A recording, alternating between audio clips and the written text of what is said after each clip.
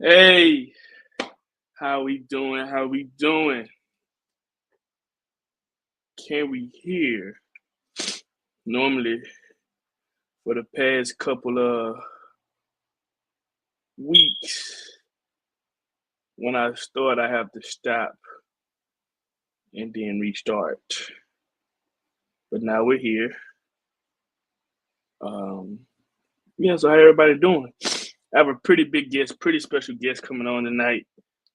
Um, Real important guest. So yeah, can you hear me? Oh, I got the wrong thing up. Oh, pub, pub. I think you spelled it wrong. Ah, there you go, pub. Like I said, hey everybody, how we doing? Um, I'm back. It's Mr. Silas, how you doing? Mr. Silas, how you doing? But I have a really great special guest coming on tonight. Um, Real important, very important, real important to me, real kind to me. I owe this person a lot. So yeah, just gonna give him some time to come up. But let's talk about it.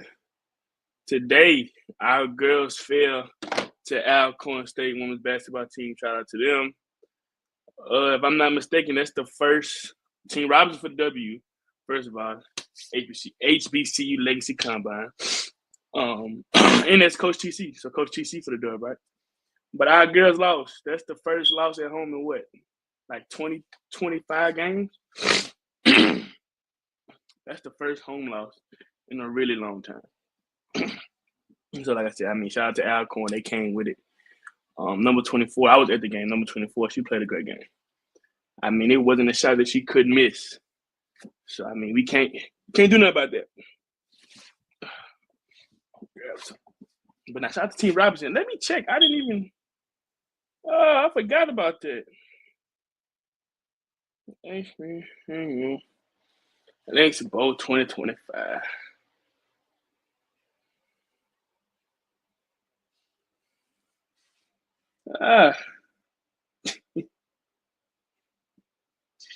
TCB buried twice. I would say in the same year, but it wasn't. But yes, TC did beat Coach Buried twice, man. Shout out to Coach TC.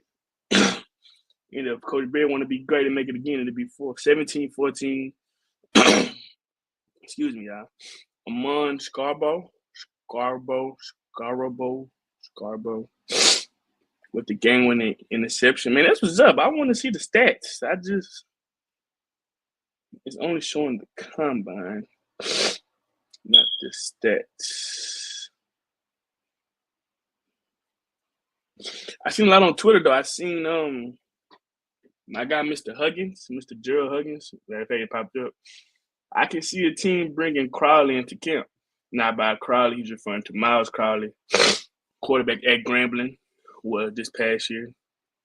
I didn't watch the game, but that's great. I'm glad that he showed out. I hope. Okay, let's see. Elijah Williams. Oh, that's a sack. Ooh.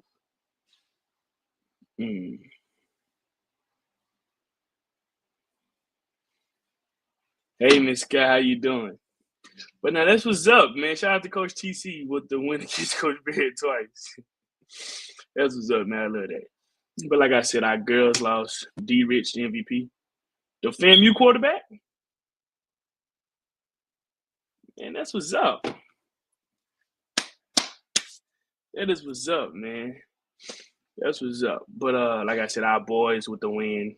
That was a pretty easy game. I was there. I left halfway through. But it's about that time.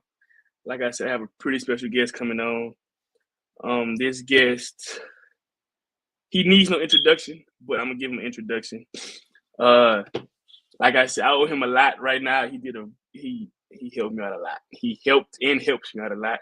I'm gonna let him introduce himself. Shout out right now I'm about to bring on Doctor. Don't you ever come at this man and don't put Dr.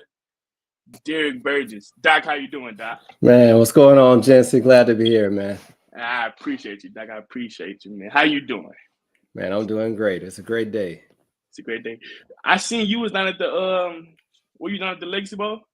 So I went down. I was in New Orleans yesterday, yeah, but I was down there for ET, Dr. Eric Thomas. I was down there. He was speaking, but I ran into Coach TC, Coach O, Coach Quinn, the whole crew. They were coming back in the hotel, so got to see all the guys, got to see all the coaches. So they were special. That's what's up, Doc. That's what's up. Well, like I said, I appreciate you for coming on. Yeah, for those of you who don't know, the people who's watching, Dr. Burgess is actually who did my surgery. Doc did my surgery. He went in my knee, cut me open, fixed me up, and he's the reason why we're going to be ready this upcoming season. So, Doc, we're going to jump straight into it. I remember, I don't know the date, but when I went, I came, I had the MRI and everything. You know, we did the test. He was like, it's pretty good, but, we don't know. Then I got the news, tore your ACL with some other things. So then we had the follow-up appointment. And how you doing, Professor? And with the follow-up appointment, my mom came. And this isn't, for everybody in contact, this isn't Dr. Burgess' first time experiencing my mom, right? When I had the previous year, I broke my leg. She came. She was emotional. So this time, I had to have surgery, real big surgery. She came. And one thing I remember, I told doctors last week, my mom was, she was hysterical. She was crying. And she was like, I just hope whoever's doing the surgery, they know what they're doing. And Doc, like he looked, he was like, well, I'm doing it. He let her know that he's the one doing the surgery. And then she looked and she was like, you know what you're doing? And don't let that smile fool you. Doc had a straight face and he said, oh yeah, this is what I do. So, like I said, that was a moment I could show Doc for a minute. And then even prior to that last season, Texas State, the ambulance ride, for those you don't know, Doc was side by side with me in the ambulance. So like I said, Dr. Burgess has been a real big part of my time here at Jackson State. So Doc, I'm gonna let you give us some facts. How long have you been? What's the title? What is your official title? My official title is I'm an assistant professor of orthopedic surgery and sports medicine. I work at the University of Mississippi Medical Center. I've been doing sports now for 13 years. So I started out. So just I don't know how much people know about orthopedics. So I'm just going to go through kind of the track to get there. And then we can talk about what it is to be an orthopedic surgeon. But so I went after graduating high school, went to Xavier University, Louisiana, in New Orleans for 4 years. Then I went to Howard University College of Medicine for 4 years. I had 1 year in between starting orthopedics. So I did 1 year general surgery, and then 5 years of orthopedic surgery training, all at Howard University Hospital, and 1 year fellowship with Cincinnati Sports Medicine.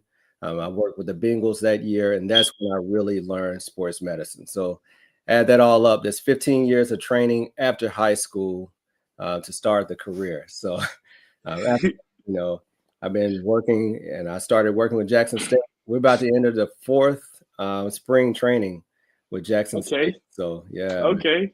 It's fun because, you guys now that are going into like your senior year or the seniors, I've been here just about as long as most of you guys have been now. So the relationship, especially like with you mentioned, we've been through some things together. So it's unfortunate when you get injured, but it's fortunate for me because that's the people that I really get to know. And, we get to form these relationships where we really know each other more so than just passing by, or, when you get injured, you're meeting me for the first time. But, we have a history, like you said. Yeah. And this connection with you travels longer than you know. I don't know if you do know, but I ran into a barber one day. I'm getting my hair cut. And I'm getting my hair cut. And he was looking at me like, you play ball? I was like, yeah, I play football. He was like, what school you go to? He was a friend to high school. I was like, I play football at Jackson State. He was like, oh, how long you been there? I've been there going on 4 years. He's like, Dr. Burgess? And in the minute I looked, I was like, Dr. Burgess, that's my guy. I was like, that's my guy. He was like, yeah, I know Dr. Burgess real, he real close, real cool. I'm going to ask him if you know you. I said, well, ask him. I said, it ain't nothing like that. I said, you can ask him if you know him. I'm pretty sure he going to smile. He going to tell you, yeah. So, like I said, this connection, this bond I built with you has traveled to multiple places. Like I said, that's just one place, me being out, getting a haircut, and the guy asks, you know Dr. Burgess? I'm like, yes. Do I know Dr. Burgess? Right. I know Dr. Burgess pretty well.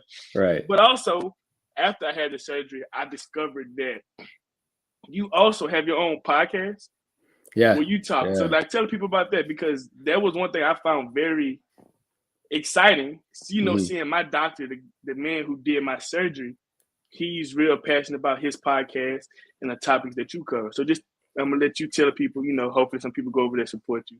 But Sure, tell us man. about I that. appreciate that. You see it behind me, Time Out with the Sports Doctor podcast. So I started my podcast Father's Day 2021. So, you know, I'm closing in on 4 years. And the reason why I started a podcast, because I'm a first generation physician. I'm from Muscle Shoals, Alabama.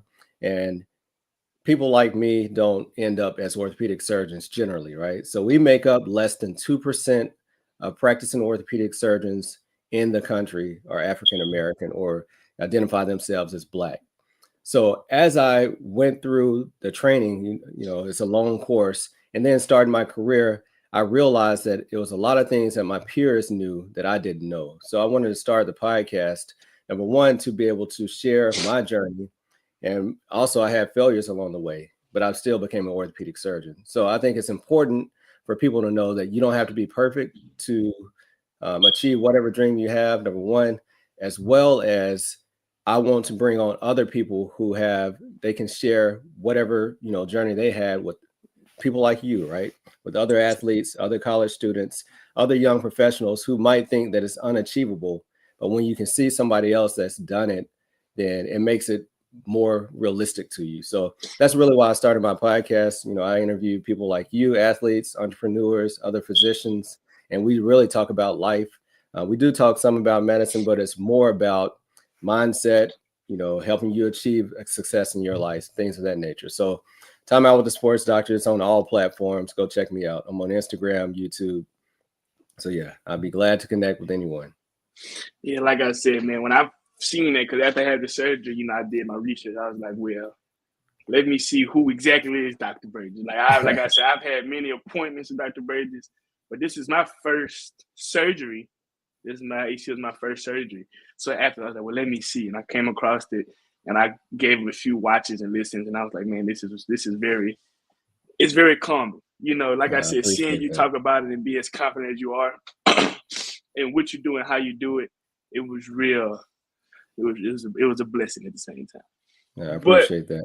Like I said. But okay, so the people on here, right? August 23rd, 2024. I go to the hospital at 4 or 5 in the morning. I have my surgery with Doc. Now, Doc, without saying too much, sure. Can you talk to us, me and the people, about what's the preparation like for a surgery like that? I'm pretty sure you've done it before, but what's the preparation for, you know, a major knee surgery, an athlete, and how do you go about that? How does your day go with that? Yeah, out of your total protection, we won't talk about you specifically at all, but I'll talk about ACLs. I'll talk about what do we see with ACLs. So let's just talk about the presentation, right? So you get injured, you come over the first day, and many times the first day, your knee might look normal, even though it might not feel completely normal, because right after the injury, it takes a while before the swelling kicks in, which also comes along with the weakness. So I see you a couple of hours after your injury. It's going to look completely different than if I see you the 24 to 48 hours after. So right when we have that injury, you come in, you give me the history. Many times you're going to have a pop, right? So it's going to, about 70% of ACL injuries are called non-contact injuries, meaning that it doesn't happen when somebody tackles you. It happens when you try to plant your foot in the ground or change direction or things of that nature. So it's a non-contact injury generally, followed by swelling and stiffness in the knee, and sometimes looseness in the knee. One of the most common things is somebody's going to come in and they'll say, I felt a couple of pops. And then, you know, I made up to try to get up and my knee gave out on me, something of that nature. And so that's why we get x-rays, number one, to make sure you didn't break something, but an MRI helps us look at the ligaments. It helps me look at the meniscus, as well as the cartilage, which is the lining of the joint. So it's one thing to tear your ACL alone, but many times when you tear your ACL, you can also injure the meniscus, which is the kind of the pillow on the knee, or as well as the cartilage, which I call that the covering on the bone, almost like the enamel on your teeth. So those are the three things we're usually looking at: a ligament injury, a meniscus tear, and also a cartilage injury. So going from the injury to getting ready for surgery. So we talked about being stiff and being weak. So typically we're going to do what we call prehab or physical therapy before your surgery for a couple of weeks to decrease that swelling so you can start moving and bending your knee well and start walking normally. Because if you go to surgery stiff, it's going to be harder to get your motion back after surgery. So those are all the things that's kind of leading up to the day of surgery. So then you arrive at surgery early in the morning, like you were talking about, and we have our last conversations. I always want to make sure that you understand what you're getting into, right? Make sure you understand how long this rehab process is going to be, because you're really putting your career on the shelf for almost a year, 9 to 12 months, give or take, to be able to get back to full strength. So I really want you to understand what we're undergoing before the surgery, because afterwards it's too late. You're already too deep in the game at that point. But it's a lot to think about. So, just talk about a little bit yourself. What was that mental preparation like for you? Okay, so I have the MRI, and it's crazy. I think about this all the time. I have the MRI, and they put mine. This is my first time having an MRI. So the lady lays me down. I go in the machine, and I just remember I woke up. I wake up, and she said, "We'll have your results in I think she said 20, 25 minutes, something like that." She was like, if you want to stick around, you could get them, or you could go. We'll talk to your trainer, and you're going from there. So afterwards, like I said, the initial process, I'm assuming it's nothing serious, right? It's just a nick, or, nothing too crazy. So I said, no, I'm fine, I'll go. So I go home, and I'm still thinking I'm about to get ready to go to practice, maybe take about 2 weeks off, So I go up to the facility, and I see Miss Ari. And I pick my head in the training room, and she was having a conversation. She seen me, and she smiled. She said, "Yeah, I'll talk to you in a few." That was my first red flag. Because normally, Doc, if it's nothing serious, right, it's okay, you go, I'll talk to you. It's a go on and get on out the way. So I said, okay. So I go to my locker, I get ready for the team meeting. We had a team meeting. And our other head trainer, Mr. Mark, comes in. And he said, "Yeah, Jency, Coach O wants to speak with you in his office." All right, that's red flag number 2. I'm like, okay, because Coach O. Everybody acting weird, right? Yeah, everybody's weird. And people know me and Coach O have a pretty great relationship, So I'm like, if Coach O want to talk to me, he wouldn't send somebody to come get me. He would just come and get me, and that'll be that. So I'm like, okay, cool. So I walk out and I go to his office, and I see him and Miss Ari walking side by side. So now I'm looking like, okay. I'm like, okay, so what's really going on? So we finally get to the office, and I look at him, I'm like, is everything all right? He's like, yeah, everything all right. So I get in, and Miss Ari asks, she said, okay, so what happened? I said, I had the x-ray. Well, the other guy came in before you. He did a couple tests, make sure. He said, everything looks good. I have the x-ray. I have the MRI. That's that. She was like, yeah. And she was listening. So she said, well, your MRI said that you tore your ACL. And I was like, wow. I was just like, wow. Like, is this really, I tore my ACL, and this is something that I hear about. You hear about people tearing their ACL and this and that. So now I'm like, I'm experiencing this. I'm experiencing the conversation that comes with it. So you tear your ACL, you tore your ACL, surgery, you're going to have surgery, this, that, and that. And all I can remember is looking at Coach O, and he looked at me, he just put his head down. He just put his head down. And I tried my best not to cry. I tried my best. I held it in as long as I could, but then the tears came out. Miss Ari stepped out. Me and Coach O have a conversation. Now, in that conversation, he was basically saying, because this past season was initially supposed to be my last season. I had been 4 years. I haven't redshirted. I was just going to be my last year and everything with that. So he was like, you have to look at it from a different point of view. You get an extra year to play football. You graduate. You'll come back, you'll be in school for your master's. He was like, trust me. He was like, I know this may sound messed up, but this is a blessing in disguise. So in that conversation, you know what he said. You talked to your mom yet? And when he said that, I started laughing. All I did, I laughed, and I'm crying, but I'm laughing. And so he called my mom, and he told my mom the news. And you would have thought my mom was the one having the knee surgery. My mom was on the phone, and she was real sad. So we had that conversation. I go back to the room. I talk to my mama, and I go to sleep, and I wake up, and I remember I woke up, and I started getting ready for practice the next day because it was dark. I had slept for so long. And I look at the phone, and I'm like, no, it's not time. Then the hit comes back. Okay. So then the next day, that's when I go back to the facility. And Ari was telling me, she said, we're going to start prehab. Like, you bring up prehab. And I'm like, what is prehab? You always hear about rehab. Everybody knows about rehab, but nobody is ready to hear about prehab. She was like, this is what you do before the surgery to make sure everything is all right and make sure that you have a better time post-surgery with this. So I'm like, cool. So yeah, mentally it was tough. You know, it had its days, especially after the surgery. Just when you wake up, you know, after medicine and you kind of come to your senses and you look at your leg and it's all bandaged up. You got like 2 layers of bandages on them.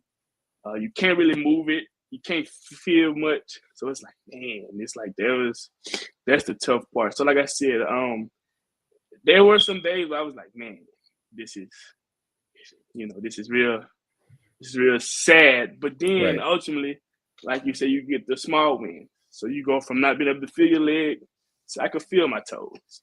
You go from not being able to feel it to I could feel my knee and stuff. And slowly but surely, I'm walking around with a limp.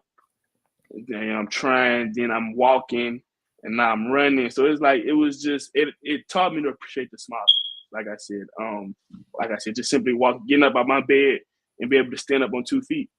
I could do that for a minute after the surgery. So yeah, mentally it was tough. Mentally it was tough, and I had those days where I was just like, man, this is really it. This is my next 9 to 12 months. So yeah, man, it was tough. Like I said, it was real tough.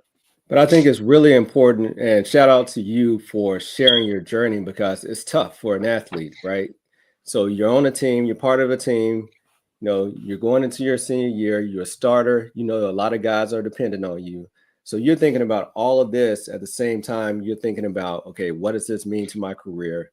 You know, will I be able to get back? You know, so it's a lot that you have to process. And many times I feel that athletes are having to process it on their own. So, you know, being in a supportive environment like Jackson State, where you have Coach O and you have coaches that care about you, is different, you know, and where you have your trainer who's going to walk you through this process, that all matters, because it can be a lonely place for an athlete when you know, okay, is my scholarship good? Like, will I be packing up my boxes to go home? How do I pay for school if I don't have football? So it's a lot. And, you know, I don't think there's enough support for athletes going through injuries because you're isolated from your team. They're doing their own thing. You're doing your rehab. Many times it's by yourself. And there can be mental struggles. There can be, you know, you're already struggling physically, but it can be tough on the athlete. So I always try to make sure that you understand really what you're getting into and try to support you as much. You know, like the other day I had you talk to a young athlete who was just starting the journey. Now that you're further along, to be able to say, look, it's going to be all right. This is what you can expect. This is what, you know, at this time you should be able to do this. At this time you should be able to, you know, so you'll know that it's going to get better, because the first week is terrible, right? It's painful. You can't help yourself. Other people trying to take care of you. You know, your mama wants you to be home. You want to be on campus. So all those things. Yeah. And even with last week, excuse me, when I spoke with the other athlete, like seeing him, I just remember when there was me. I remember that first day when I finally had the courage, like, let's try to walk. Like, let's take a step. And then I took more steps, and I was like, okay, I need to lay back down. I ain't feeling too good. So like I remember that, and seeing him and knowing where he will eventually be. Like eventually he'll be at my point to where he can move, even though he's not 100% yet. He won't be at this point, but he's at that point where he's getting his confidence back, you know. So that was a big moment for me, because like I said, I seen it. And also when I tore my ACL, like I said, the ACL is something that happens to every athlete in every sport, every league. So when I tore mine, I think the next 2 weeks, 2 kids, one guy from the University of Texas, he tore his ACL. Then the guy from LSU, Emory, he tore his ACL. And the guy from Texas A&M, he tore his ACL. And then a couple months later, Stephon Diggs, he tore his ACL. So it's like, I'm looking at it, I'm like, man, like you never know how much this happens until you're actually in it, and like seeing that. And also, I seen, you kind of broke down what happened. So when you tear your ACL, when you're rehabbing, when you're back in your sport, you had a greater chance of injuring the other ACL, right? Right. So Yeah. tell us about that, and how did that kind of go into play? Yeah. So risk of re-injury after ACL is about 5 to 6%, but it's actually slightly higher on the contralateral leg, meaning the other side, about 6 to 7%.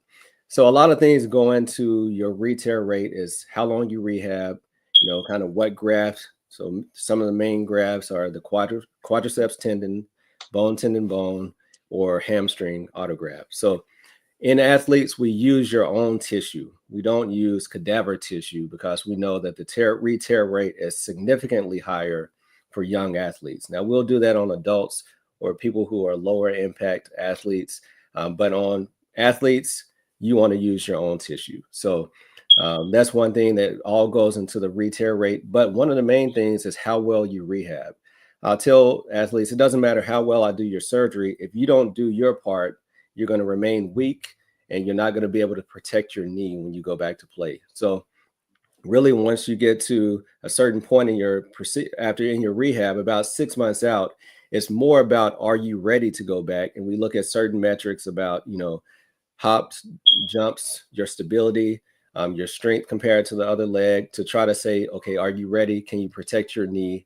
Because one thing is to be back on the field, but to really be back 100% and be back to the point where you're not thinking about your knee. So many times the athletes, one reason why some athletes don't go back is the mental part of it. The fear of re-injury is real. So the fear of re-injury is one of the main quoted factors for why some athletes just say, I'm done, So that's another part of the mental struggle for an athlete coming back from a major injury. Yeah, like I said, I'm at that point. Actually, it's crazy you say 6 months. Tomorrow at 12 o'clock, February 23rd, will be 6 months since I had my surgery. So I'm at the halfway mark. Yeah. So yeah, like I said, just hearing you talk about this and me actually living through it, it's crazy to me because you're talking about it in a general sense. And I'm looking at you right now like, okay, 2 months I was here. Yeah. 3 months, yeah. So now 6 months, I'm exactly at that point, like you said, where you're just trying to figure out certain things if you're ready and this, that, and that. So like I said, talk about some of the milestones. So when I'm telling you about your rehab, I usually break it down in the first 2 weeks or so, and then the first 6 weeks, the first 3 months, kind of talk about where you were at those points in time. Okay. It's crazy. I really don't remember, Doc. Everything happened at the same time. As long as it may seem, it happened like this. Like as long as that process may seem, it went fast. I remember what the first home game we had was that I cannot think of that. I can't think of the Southern. It was the game before Southern. The Lane College. Lane College. I show up to Lane College and I'm on the crutches. I'm crutching on out. I'm crutching on out versus Lane College. Yeah. And then I crushed on out for Southern. And then I think that third home game, Grambling, matter of fact, Grambling game, I was walking. I was walking on the sideline and everybody looking at me like, man, you was just, crushing around last week. I was like, well, that was last week, so and that's crazy thing about it. I can't remember like where was I 2 months out or 3 months. I know I was walking, right? I was walking around. I wasn't jogging, wasn't moving fast at all. I was really just walking, just getting my steps in at that point. And even then, though, with that, what I would tell the athletes is to run your own race. Because sometimes you're gonna feel like I could do this. And then you go to do that and you're like, nah, I'm not. You be like, I'm not even close to that. I've had that. That's been the problem I've had before. Like, you feel good. You're like, okay, well, I could probably, and then you go to make that move and you're like, hold on. All right, that was my warning. Let me sit down. Let me relax. So, yeah, Yeah, I'll kind of break down the norm of, that timetable. But I do remember the first time I was coming out of the tunnel behind you, and you kind of broke out into that little jog. I was like, okay, look at him. Yeah, you didn't fall down, but it wasn't pretty. But yeah, hey, it wasn't. Yeah, it you got to take was. your first steps, right? Yes, But sir. in general, after an ACL tear, if you don't have a meniscus repair, so one thing with meniscus, when you tear your meniscus, we can either cut out the torn part, which is called a meniscectomy, partial meniscectomy, or a meniscus repair.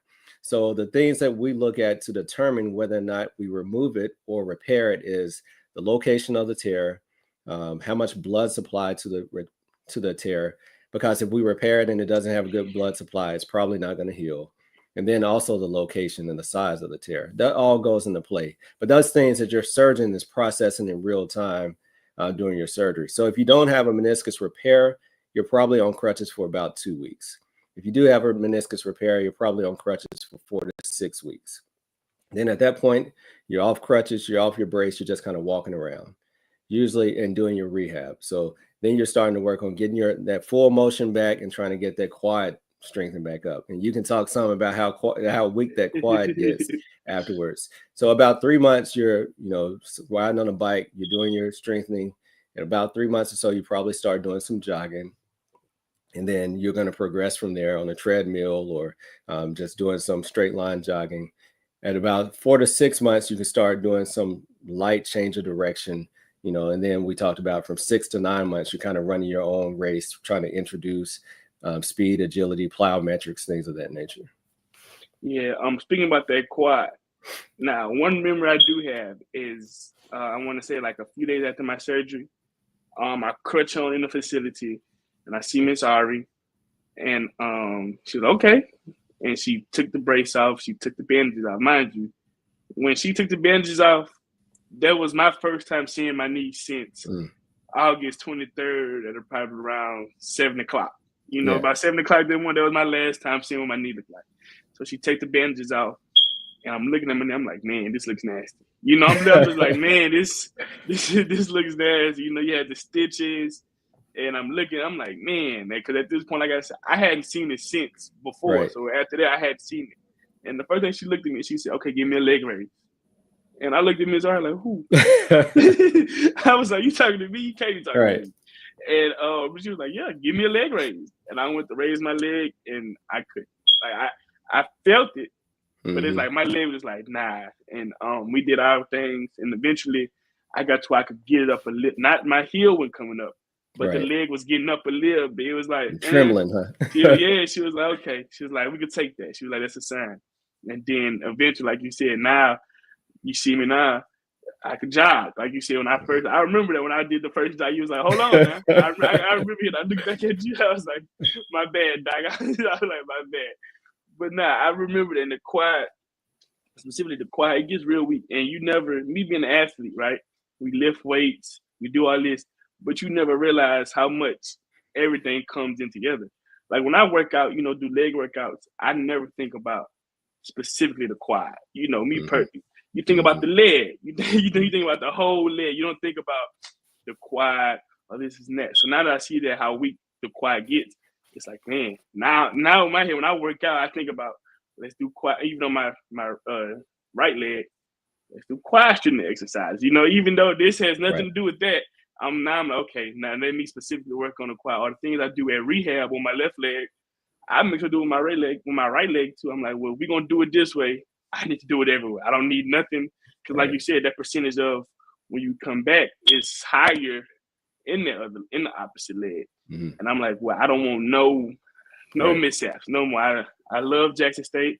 I love going to school here. This season will be my 5th season. Well, this will be my 5th year, my 5th season. It's about that time for me to go on and go on. But the next phase, whether that's professionally or anything. So like I said, Doc, I really appreciate you. I really, really appreciate you coming on. Thank you so much. No, thank you. Everybody, shout your podcast out one more time for me, Doc. Yeah, so Time Out with the Sports Doctor podcast. It's on all platforms. You can follow me at Dr. Derek, the Sports Doctor. I'm on Instagram. Your crew is probably too young for Facebook, but also I got a YouTube channel as well. So yeah, I'll be glad to connect with you. My mom has Facebook. Hold on. Speaking of my mom, she's like my, I guess you want to say momager manager. Tell My mom I is, said hello for sure. she watching, so she All right. she's What's watching. up, Mom? Yeah. But this whole time she's texting me, and I'm gonna have to apologize for the smoke detector in the background. You tell it's good. She said you need to change that. That is a big no. Right. You should say I apologize for the beeping, Dr. Burgess. That's what he sent me to send to you. So I do apologize for you. So I was just making sure that it wasn't beeping on my end. So we're good. Yeah, but like I said, Doc, I appreciate you. I really, really do.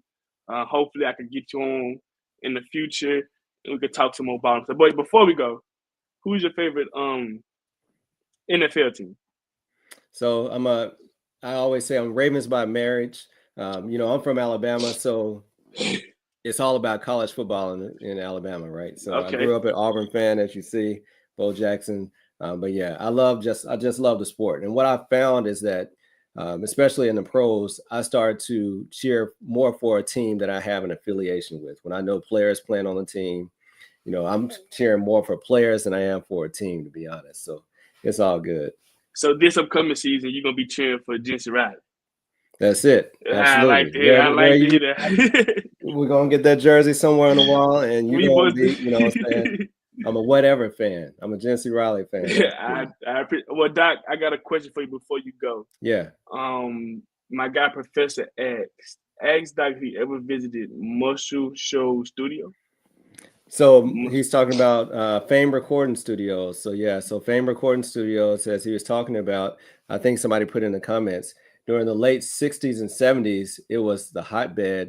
It was like the Motown of the South, basically. So Aretha Franklin, Percy Sledge, a lot of hits were made in Muscle Shoals, Alabama, which is only about 12 to 15,000 people. So yeah, check that out. He's talking about Fame Recording Studios. So of course, as kids, we took a field trip to the school, with the school to the Fame Recording Studios. But that's one thing that if you talk to somebody our parents' age, they will be like, oh yeah, the music. So other than that, it's just a small town. Okay, I got you. Well, like I said, Doc, I really appreciate you. Hope I can get you on in the future. Yeah. I'm gonna let you go on for the night. Like I said, once again, I thank you. I appreciate you for coming on. And I can't. Well, my next appointment until 3 more months. We said 2-3 more months. Yeah, you're doing your own thing now. We don't have to check up. So yeah, I'll see you on that doing side. Spring training. Yeah, we'll see you in spring training on the sideline. I see you there. But like I said, I appreciate you, Doc. Thank you for your time. Absolutely, man. Peace. All right. Like I said, shout out to Dr. Burgess. Doc did the surgery. Doc is my guy. I appreciate Doc for everything he did. And that he's continuing to do. Because like I said, I won't be the last. I wasn't his first and I won't be his last. So like I said, I appreciate Doc and I thank Doc so much for that. But like I said, in the meantime, in between time, it's just us. So I'm not going to be on here too much longer. Thank you so much, Ms. Courtney. And once again, I apologize for the smoke detector in the background. I really do. But before we get out of here, I'm going to show you something I want you to take a look at.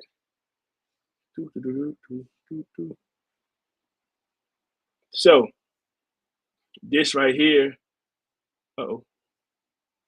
this right here is resilience on and off the court, navigating injury, identity, and mental health strength in sports. This is an article written and published by yours truly. This was initially a class assignment. As you can see, I have it's a pretty long, not a pretty long article, but it's a good article, I think. So I have a couple of interviews. This one here is from Jalea Cotton. She's point guard for Jackson State. This is more of my testimony about my injury and how I dealt with it. I have words from my academic advisor, Ms. Lloyd. And there's a lot of facts and numbers that support and just shine light on those athletes, those injured athletes, and what do athletes go through on the mental side after an injury. So that's that. Like I said, that's pretty much all I have today. Unless you have any questions, congrats. Send me the links so I can include in my newsletter. I surely will, Professor. I surely will. I'm most definitely going to do that. And Professor, we got to get you next. I know we've been seeing it, but you're going to be next. But like I said, Thank everybody for tuning in. I appreciate it. Like I said, go shout out to follow Dr. Burgess on all platforms. He said Instagram, Facebook. Did he say Twitter? I don't think he said Twitter, but he said Instagram and Facebook and YouTube and Spotify, if I'm not mistaken. So go support Doc. And yeah, that's pretty much all I have for tonight. Everybody be safe. It's a Saturday night. Please be safe. Everybody be safe. And I will talk to y'all next Saturday.